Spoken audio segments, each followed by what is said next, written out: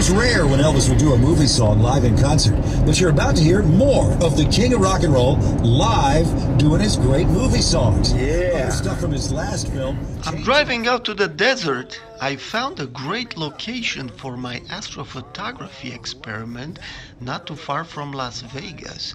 This valley has pretty dark skies, and I believe it's an ideal location. When I come out here tonight, such a nice wide open space, and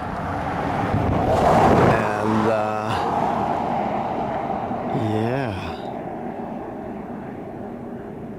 love the desert. Astrophotography in the desert is unbeatable, man.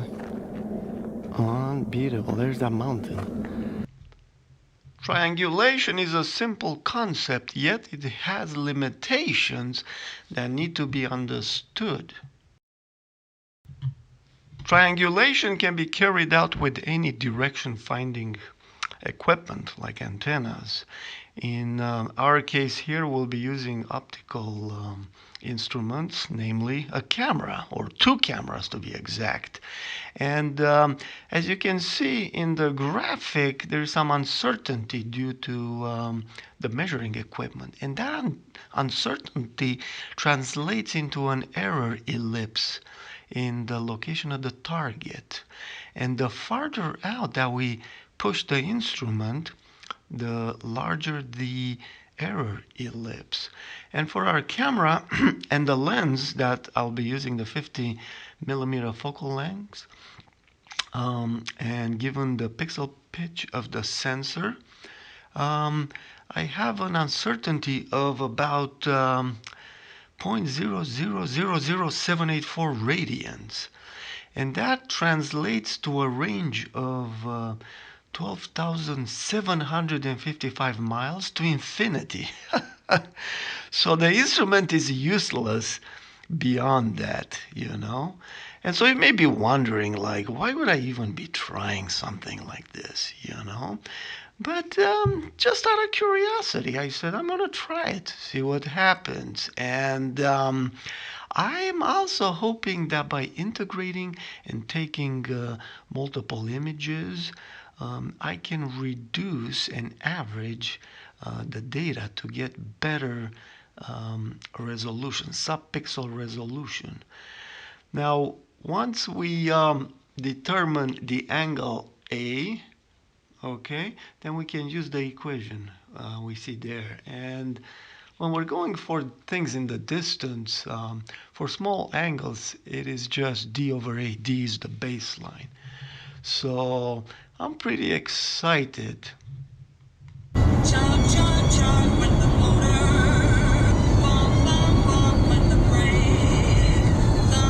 At night I carried out the experiment. The skies were clear and the moon was just a sliver, emanating just enough light to highlight the mountains on the horizon. Perfect conditions.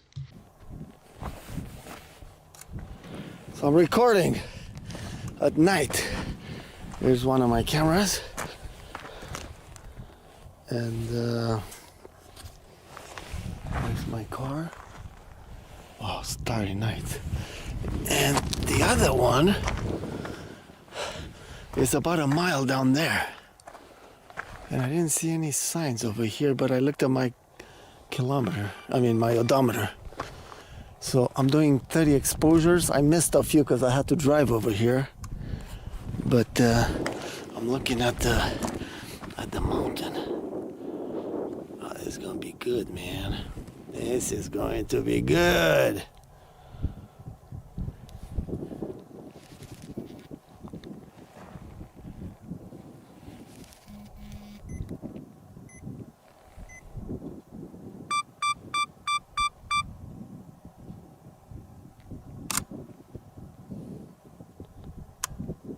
Whoa, there's my timer right there.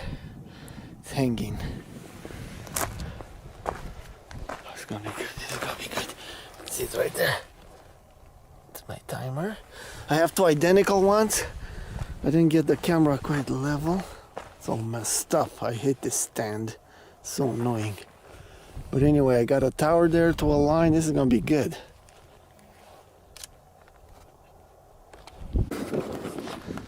Okay, so mile marker 6. There's my camera right there. See, mile marker 6. Whoa, turned off. So my second My camera camera on the is turned right was left unattended, and I actually flipped up the screen so people would not see this light and maybe stop and take my camera. But there is my camera right there, and I started both of those at this location, okay, and then put the other camera in my car and drove up the road about a mile, just looking at the odometer, and set up real quick. So I missed a few frames in the process.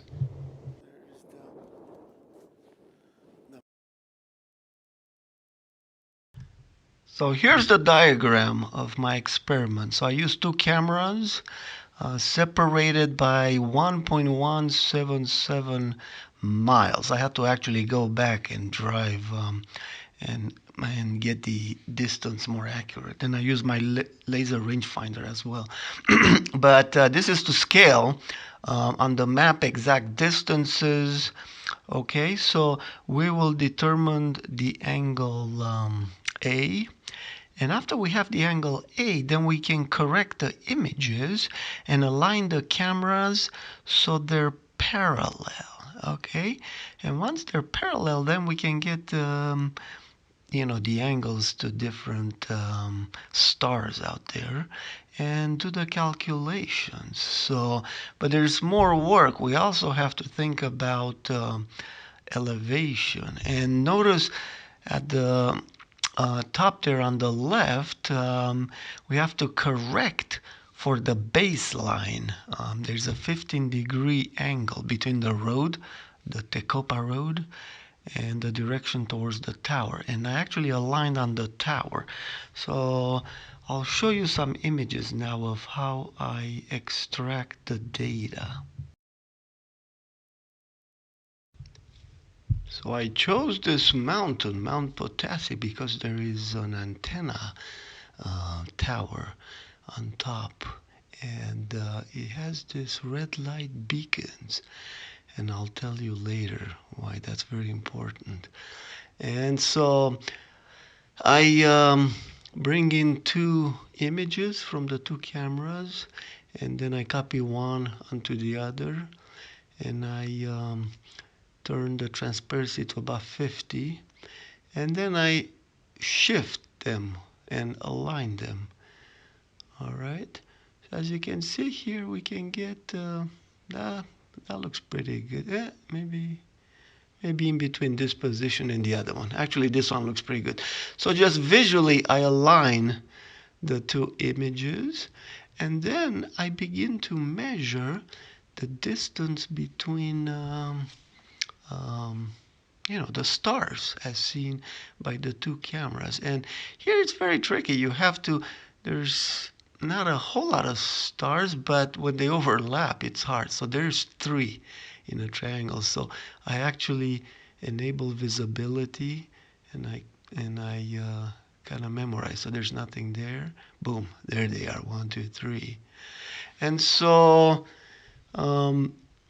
then I just start measuring the distance between the two. And here I notice my screen grab is not showing the dimensions at the bottom, but it's about 849 pixels. So lots of stars, lots of data. So I took 30 frames, but I lost like about 7 for one of the cameras as I was driving to the other location. So I only have about 22 useful ones. But I measured about 8 stars. And so, let's say 10. If I do 10 times 20, I'll have like 200 data points. But I actually just analyzed about 70 or so, and I realized the statistics are actually pretty good, as you'll see. It will blow your mind. Yes, my friends, I have done it. Before we look at the data, here's the map. So we're going to zoom in and look at the towers as well. It's very critical that we get the dimensions accurate. So there's the tower FM station up there, and here we're going out to mile marker 6. That was the camera on the right, and we will have a look in Street View. Let's see.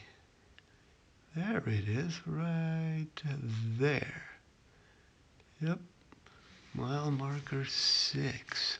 So now the other location did not have a plaque, and so I ended up driving the next day, going back and forth. I used my laser rangefinder, and I got the distance to what was it, 0.01 of a mile.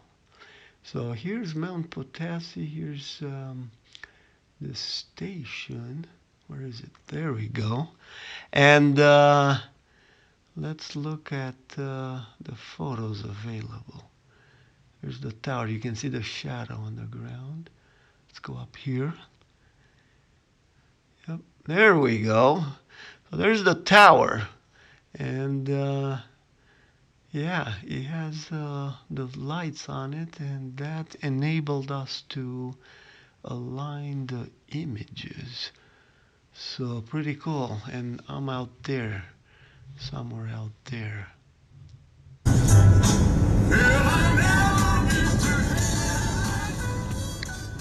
I'm heading back out because I need to get that baseline perfectly, and I'm gonna go look for the spot where the left camera was at. A beautiful day again, just lovely.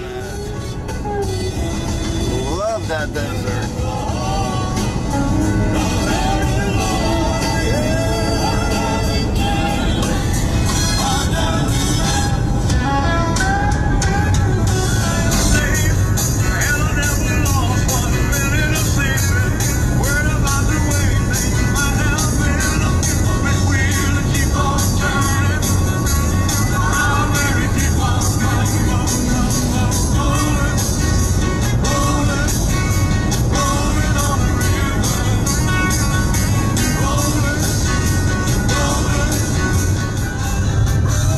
Here's all the construction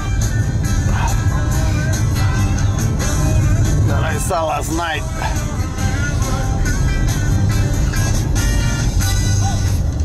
So I was at mile marker, let me turn this down. I was at mile marker 6, and here's mile marker 8, and it's 7, let me see, it's 15350, okay. So 0.1. So I'm gonna see if I can find the spot where I was at. So this is a good spot. Very easy to identify. Wow, look at the view of the mountain. Whoa. So beautiful.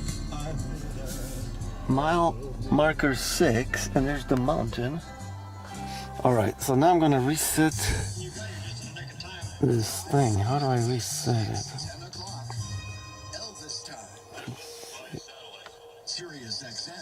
Okay, I reset the trip meter.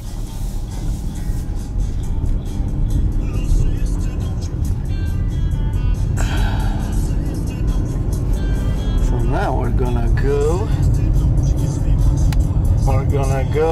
to about a mile, and I put some rocks out there. We'll find them. The desert looks pretty cool.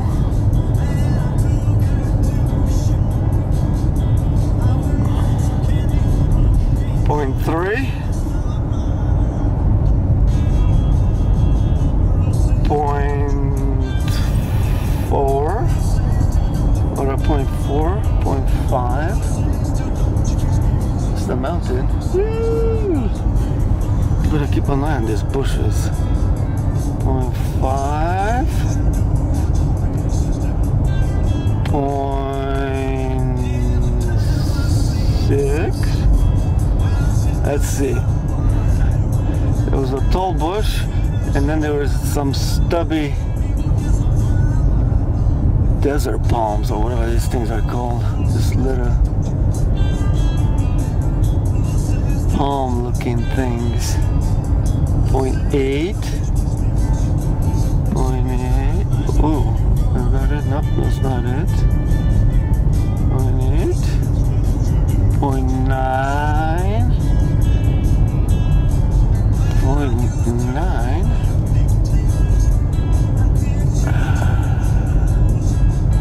1 mile. I think I went a little bit beyond the mile because I couldn't see the plot. Oh, this could be it. Oh yeah, I see.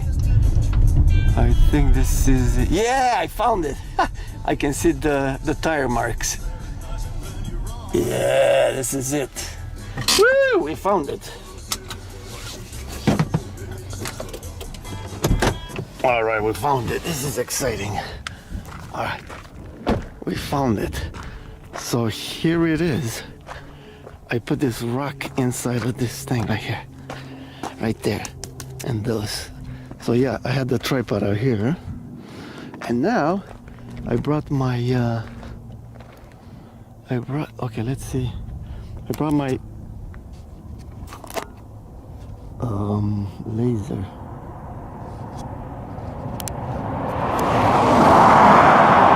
Let's see. Can I see that thing from here?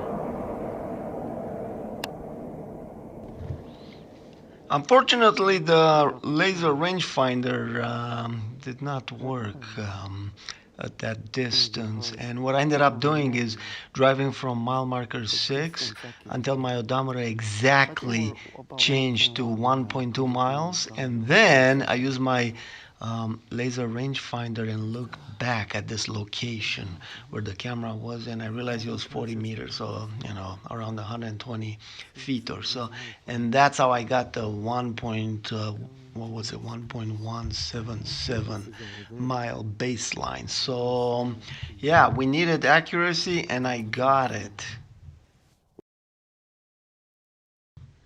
So here's the graphic to illustrate why everything is important. So the baseline along the Copa Road is 1.177 miles, okay? And there's a 15-degree change there in the direction of the towers, okay? So we adjust for that and we get 1.137 mile baseline, okay, towards the tower. So that's very important. All the small adjustments are important. Then the distance, as seen from the top, is 17.32 miles, the yellow triangle on the ground, to the right side camera, okay? Then the difference in elevation is about 5,300. Notice that there's a slight elevation between left camera and right camera. So average is like 3,150. Okay, the tower is 8455. Yeah, so it's about 5,300 feet. And we use that with 70.32 miles to get the 3.32 degree difference. Okay, so we can get the slant range to the tower of 17.04 miles. Now, since this angle is so small, the angle alpha or A, which is 0.066725,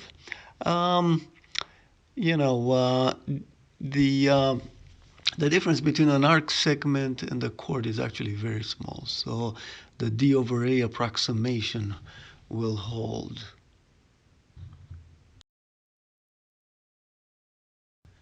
Now this angle alpha or A, when divided by the angular resolution of 1 pixel, which is 0.0000784, produces an incredible 851.1 pixels, 851.1.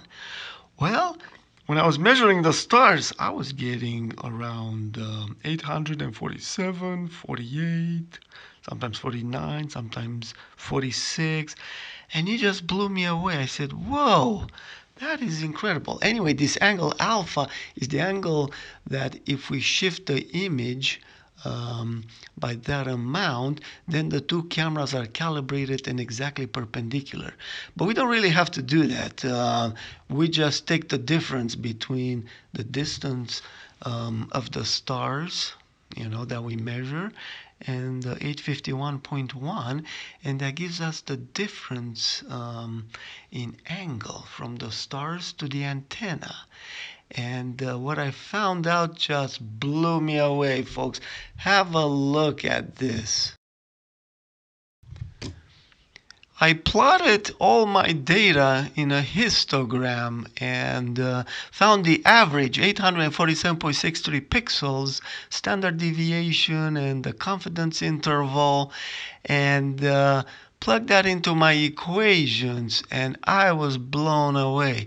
The celestial dome distance is 4,200 miles away. Just incredible, folks. Within a 95% confidence, we can say that the distance is between 3,800 and 4,600 or so.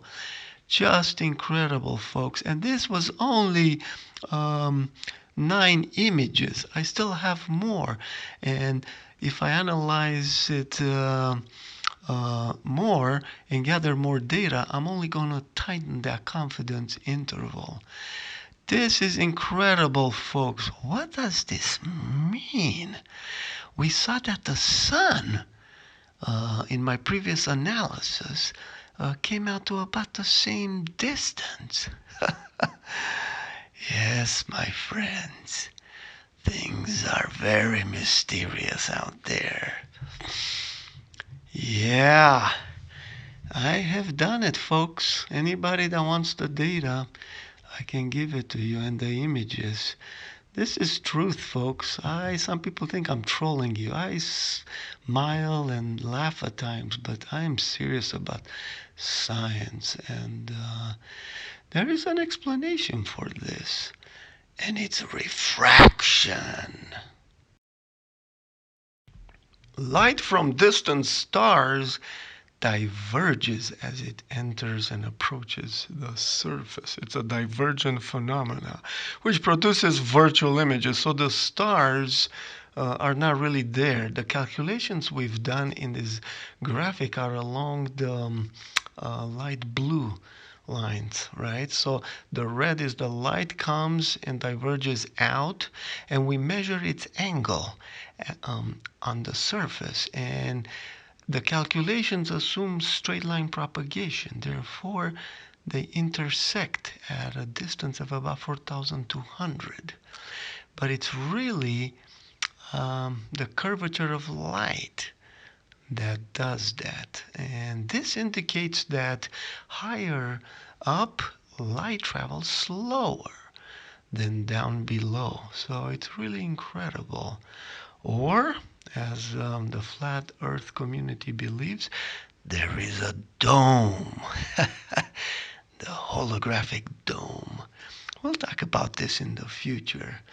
I encourage you guys to subscribe. I have a lot of interesting topics I want to cover. Satellites, I started a series.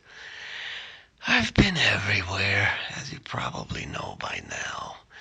And I will share with you what I know. And so thank you very much for following along. But before we go, I wanted to find something out about Mount Potassi. I said, what's the meaning? I gotta throw something cultural in this presentation. So I pulled up Wikipedia, Potassi Mountain. Potassi Mountain is about 30 miles southwest of Las Vegas in the Spring Mountains of Clark County, etc. Okay, limestone bedrock. History, the giant cave at Potassi Mountain was used by Vision Quest by Shemehuvi. etc., Spanish missionary. And then as I was reading down, notice at the bottom it says Potosi Mountain was the site of the TWA Flight 3 air crash that killed 22 passengers, notably the actress Carol Lombard on February 16, 1942. Oh my God, that's like 80 years ago. Wow. And 2 months ago. So I pulled that up. There is Carol Lombard, was an American actress, particularly noted for her energetic, often offbeat roles in screwball comedies. In 1999, an American Film Institute ranked Lombard 23rd on its list of the greatest female stars of classic Hollywood cinema. Whoa. Yeah, maybe your grandparents were, looking at movies from that era. But I was curious, like, what in the world happened? Here's a short clip of Lombard. If you had it all to do over again, would you have married me? Okay, so let's see what happened. TWA Flight 3, twin engine, Douglas DC-3, blah, blah, blah, operated. Okay. Was on a scheduled domestic passenger flight from New York to Burbank, California, in the United States via several stopovers, including Las Vegas, Nevada. On January 16th, 1942, at 19:20 Pacific Standard Time, 15 minutes after takeoff from Las Vegas Airport, now Nellis Air Force Base, bound for Burbank, the aircraft was destroyed when it crashed into a sheer cliff on Potosi Mountain, 32 miles southwest of the airport at an elevation of 7,770 feet above sea level. All 22 people on board, including movie star Carol Lombard, her mother, and 3 crew members died in the crash. The Civil Aeronautics Board investigated the accident and determined that the cause was a navigation error by the captain. Oh my God, that is terrible. Jeez. Yep. So there is history there. I wanted to get the meaning of the mountain, and I didn't know about this. I found some pictures online. The wrecked engine, I guess, is still up there. So I may go for a hike up there. I'm curious. And I'll certainly be watching some classic movies with Miss Lombard. So I can, get a little bit more educated. Now, here's a diagram from the investigation. Yeah, so this is a diagram for the investigation. I was reading online a little bit. It looks like they were flying along a compass direction, and that was wrong. It's similar to Boulder City. Those guys were used to flying from Boulder City, but they landed at Nellis, and the investigators thought that was wrong. You should go along, I guess, radial of 205 there. So anyway, there was a few things that contributed. It was wartime. Some of the beacons were off except one of them. And it's like, oh my God, moonless night. Couldn't see much in the dark. And wham! When you run into a mountain like that, geez, you don't even know what hit you. It's so sudden, And I guess that's how Mr. Fawcett died as well, in the Mammoth Mountains in California. Stephen Fawcett, the adventurer, slammed into a mountain. Yep. Terrible, terrible, terrible. Anyway, folks, thanks for watching. Stay tuned for more in the future. God bless all of you out there. And what crazy times we live in. Pray for peace, folks. Pray for peace. God bless you.